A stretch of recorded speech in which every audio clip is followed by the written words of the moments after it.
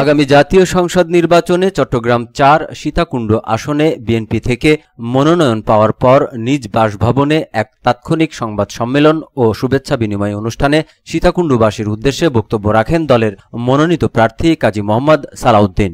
এ সময় তিনি বলেন, সীতাকুণ্ডবাসীর ভালোবাসা ও আস্থায় আমার মূল শক্তি। বিএনপি আমাকে যে দায়িত্ব দিয়েছে আমি সেই দায়িত্ব সৎভাবে পালন করে সীতাকুণ্ডের মানুষের অধিকার ও উন্নয়নের জন্য কাজ করে যেতে চাই। বাংলাদেশের ভবিষ্যৎ কর্ণধার জননেতা তারেক রহমানের নেতৃত্বে দীর্ঘ 17টি বছর এই দেশের মানুষ ভোটের অধিকারের জন্য আন্দোলন করেছে, সংগ্রাম করেছে। আপনারা দেখেছেন মানুষের ভোটের অধিকার ফিরিয়ে দেওয়ার জন্য আমার নেত্রী দেশনেত্রী বেগম খালেদা জিয়ার আহ্বানে সাড়া দিয়ে সারা বাংলাদেশের মানুষ দীর্ঘ সময় আন্দোলন সংগ্রাম করেছে, নিজের জীবন বিলিয়ে দিয়েছে। বাংলাদেশের এমন কোন মুক্তিকামী মানুষ নাই যারা নির্যাতিত হয় না গত 17 বছর। আমরা অন্তত বাংলাদেশের মানুষ স্বস্তির নিঃশ্বাস ফেলার সুযোগ পেয়েছে। আমরা দীর্ঘ সময় আন্দোলন সংগ্রামের রাজপথে ছিলাম। 2023 সনের 28 অক্টোবর আপনারা দেখেছিলেন ঢাকার রাজপথে কিভাবে গুলি করে, সাউন্ড গ্রেনেড নিক্ষেপ করে আমাদের জনসাধারণকে হত্যা করা হয়েছিল। আমার বাড়িতে হামলা করা হয় পুলিশ এবং সন্ত্রাসীদের মাধ্যমে, কিন্তু তারপরও আমরা দমে যাই নাই।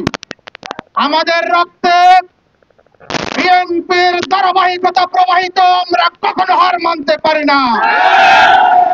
1971 যেভাবে বাংলাদেশকে আমার নেতার নেতৃত্বে স্বাধীন করা হয়েছিল, ঠিক তেমনি ভাবে বিভিন্ন সময়ে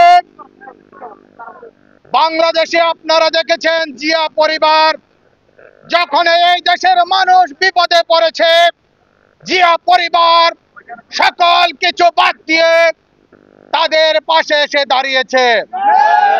5ই আগস্টের পরে আমার নেতা তারেক রহমান একটা বক্তব্য দিয়েছিল, হাসিনা পালিয়ে গেছে সত্য কথা, কিন্তু ষড়যন্ত্র শেষ হয় নাই। একটা অদৃশ্য শক্তি সামনে দেখা দেবে। বাংলাদেশ জাতীয়তাবাদী দলের প্রতিটা নেতা কর্মীকে, দেশবাসীকে উনি সতর্ক করেছিলেন সেই অদৃশ্য শক্তির বিরুদ্ধে সজাগ থাকার জন্য।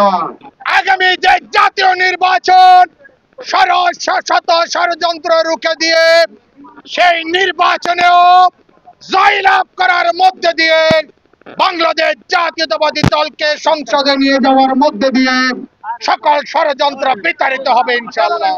কাদেরকে আগামী জাতীয় সংসদে নির্বাচন করার জন্য দল থেকে মনোনীত করা হয়েছে, যারা অতীতে তৃণমূলে কাজ করেছে তাদেরকে বেছে বেছে আমার নেতা তারেক রহমান আগামী দিনের কান্ডারি হিসাবে দায়িত্ব দিয়েছে।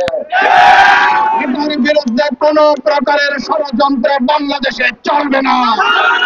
আমার দুর্দিনের সাথীরা যারা সকলে নির্যাতিত এখানে বলতে চাই, আমরা আপনাদের প্রতি আমার উদাত্ত আহ্বান থাকবে। আমরা অতীতে ধৈর্য ধারণ করেছি, মহান আল্লাহ পাক রব্বুল আলামিন আমাদেরকে বিজয় দান করেছে। তেমনি ভাবে আমরা এখনো ধৈর্য ধারণ করব।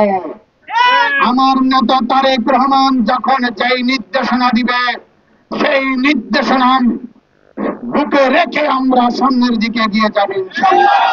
অত্যন্ত কষ্ট করে বৃষ্টির মধ্যে এখানে এসেছেন, আমার অন্তরের অন্তঃস্থল থেকে আপনাদেরকে ধন্যবাদ জানাই। আপনাদের এই কৃতজ্ঞতা, আপনাদের এই ঋণ আমি কখনো শোধ করতে পারবো না।